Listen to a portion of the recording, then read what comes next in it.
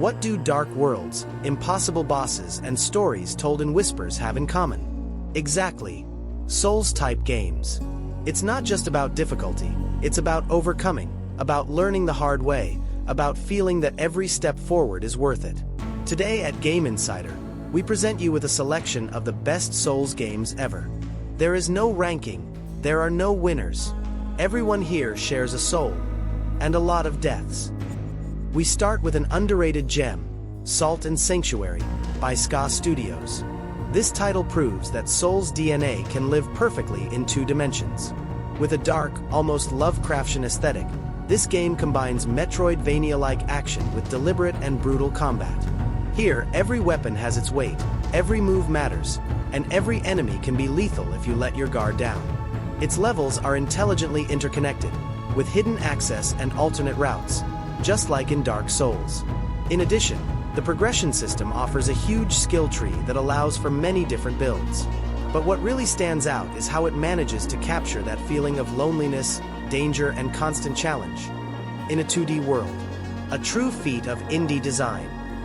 Then we have Nioh II, the evolution of a formula that blends the best of Souls-like combat with the freneticism and surgical precision of Team Ninja. In this title, we plunge into the Japan of the Sengoku period, but one infested with demons, spirits, and corruption. Unlike other games in the genre, Nioh II allows for extreme customization. Weapons, skills, combat stances, and yokai transformations that completely alter the way you play.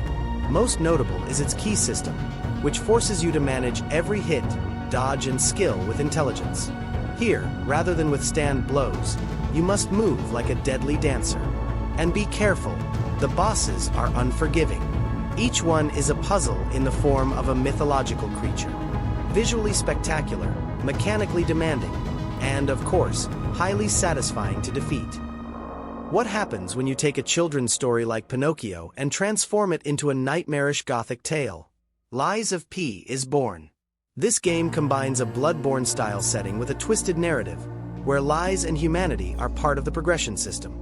We control P, a puppet who seeks to become human while fighting against a city crumbling under his own ambition. His combat is meticulous, based on reflexes and precision. Parry is key, and punishes as much as it rewards. The most original thing: you can customize your mechanical arm with gadgets that completely change your play style. Visually, it is impressive. Decadent architecture, grotesque mechanical enemies, and music that reinforces the oppressive atmosphere. Lies of P doesn't just take inspiration from the genre, it injects new life into it. And of course, we can't talk about Souls-like without mentioning Elden Ring, from Software's modern Colossus. This game doesn't just expand the genre, it reinvents it. The Souls formula is mixed with an immense open world, dense and full of wonders and terrors. From the smallest cave to floating castles and golden cities, every corner holds secrets, unique enemies, and surprises. Freedom is total. You can go wherever you want, in any order you want. And although the combat maintains the Souls essence, there are new mechanics: mounts, summoning, stealth, and even a crafting system. Designed in part with the collaboration of George R.R. Martin, the lore is deep, mystical, and full of pieces for the most curious. Elden Ring is not just a game. It's an epic where every player lives a different and brutal experience. And of course, the original Soul, Dark Souls, the trilogy that started it all. From the first time you enter Lordran and see the distant silhouette of Aner Londo, you know you're on to something special. Dark Souls redefined difficulty as a narrative tool. Here, failure teaches you, and victory feels earned.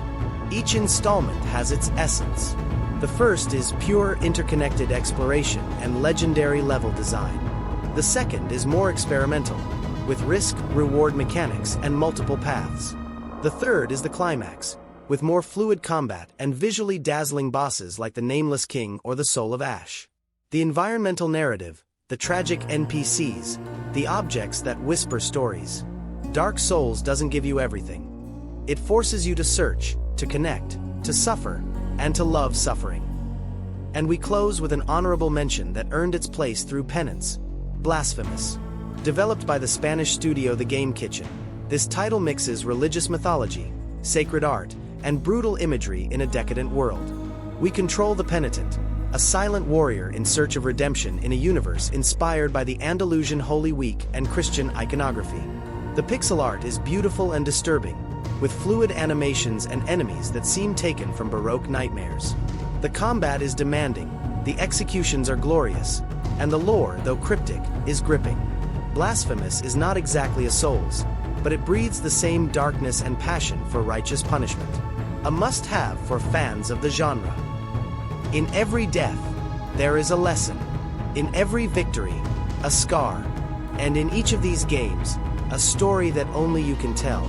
The Souls-like genre is not for everyone, but for those who dare, it is one of the most rewarding experiences that gaming can offer.